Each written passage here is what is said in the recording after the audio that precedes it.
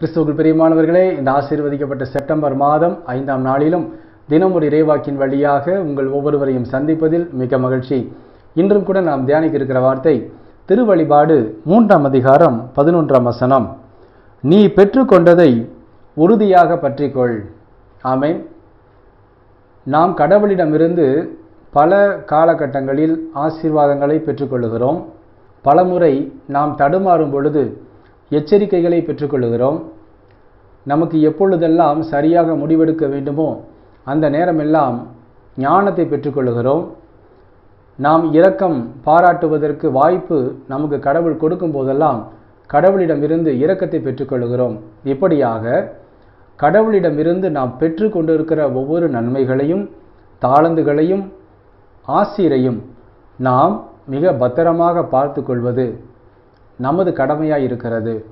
இந்த வார்த்தையிலும் கூட கடவுள் இதற்கு முந்தின பகுதியில் சொல்லுகிறார், உனக்குரிய மணிமுடியை வேறு யாரும் பறித்து கொள்ளாதபடி பார்த்துக்கொள் என்று. ஆம் கிறிஸ்துவுக்குள் பிரியமானவர்களே, அப்படியானால் நமக்கு கடவுள் கொடுத்திருக்கிற ஆசீரை, ஞானத்தை, பேரன்பை, இரக்கத்தை நாம் பத்திரமாக பார்த்து கொள்ள வேண்டும் என்றால் நம்முடைய கவனங்கள் மற்ற காரியங்களிலே விழுந்து விடாதபடிக்கு, சென்று விடாதபடிக்கு, சாத்தானின் வலைக்குள்ளே நாம் விழுந்து விடாதபடிக்கு எப்பொழுதும் நாம் கடவுளோடு கடவுளின் கரங்களை பிடித்து கொண்டே நம்முடைய பயணத்தை தொடரும் பொழுது நமக்கு எப்பொழுதும் கடவுளுடைய ஆசீரும் அவருடைய அருளும் நிறைவாக தங்கி இருக்கும். அப்படி இருக்கும் பொழுது கடவுள் நமக்கு சிறு வயது முதல் கொடுத்து வருகிற ஆசீர், பலன், சுகம், ஆரோக்கியம், பாதுகாப்பு, உற்சாகம், ஞானம், மெய்ஞானம், அறிவு, புத்தி தெளிவு எல்லாவற்றையும் ஒவ்வொரு நாளும் நமக்கு அதிகரித்து கொண்டே இருப்பார். ஒவ்வொரு நாளும் நாம் அறிவு தெளிவுடன் எல்லா காரியங்களையும் செய்வதற்கு அவர் நமக்கு கிருபை கொடுப்பார்.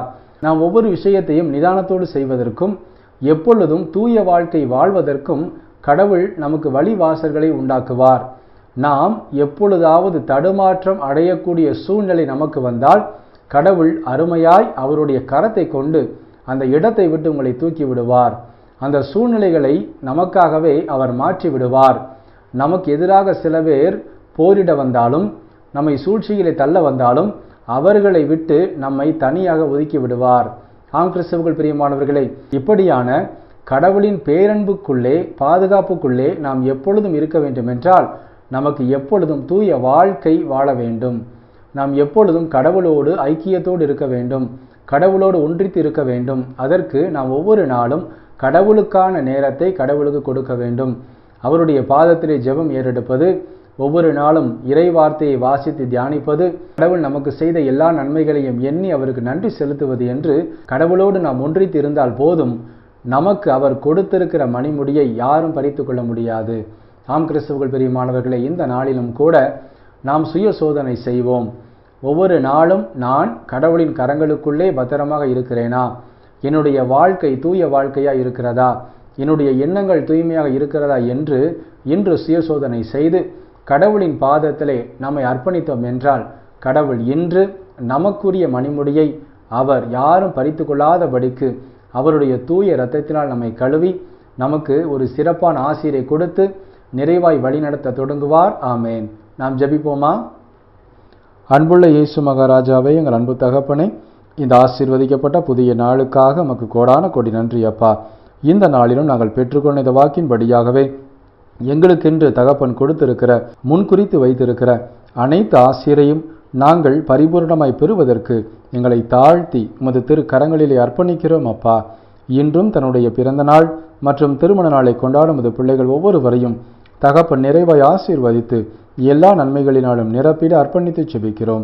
இயேசு கிறிஸ்துவின் வெளியேறப்பட்ட நாமத்திலே ஜெபிக்கிறோம் எங்கள் ஜீவனுள்ள நல்ல பிதாவே, ஆமேன். கிறிஸ்துவுக்குள் பிரியமானவர்களே, இன்று நாம் கற்றுக்கொண்ட இந்த வார்த்தை நிச்சயமாகவே நம்முடைய வாழ்க்கையை தூய்மையாக வாழ, பரிசுத்தமாய் வாழ உதவி செய்யும் என்று நான் நம்புகிறேன். ஒவ்வொரு நாளும் அவருடைய கரங்களுக்குள் நாம் பத்திரமாக வாழ்வோம், தூய வாழ்க்கை வாழ்வோம். கடவுள் நம்மை அருமையாய் வழி நடத்துவார். ஆமேன். God bless you.